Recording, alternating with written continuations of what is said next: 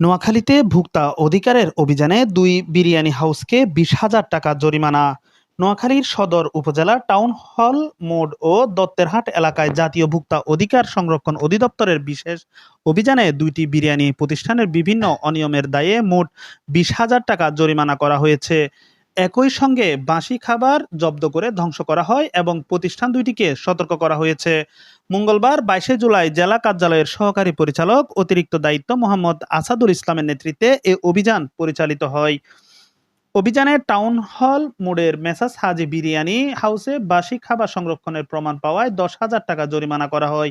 অপরদিকে দত্তেরহাটের messrs Tokyo kacchi বাড়িতে নিষিদ্ধ কেওড়া জল ব্যবহার, খাবারের রং মেশানো এবং একই ফ্রিজে কাঁচা ও রান্না করা খাবার সংরক্ষণের অভিযোগে আরও ১০,০০০ টাকা জরিমানা করা হয়। এ সময় এলপিজি সিলিন্ডারের মূল্য তদারকি, ভোক্তা সচেতনামূলক লিফলেট বিতরণ এবং নিরাপদ খাদ্য নিশ্চিত করতে প্রয়োজনীয় নির্দেশনা দেওয়া হয়।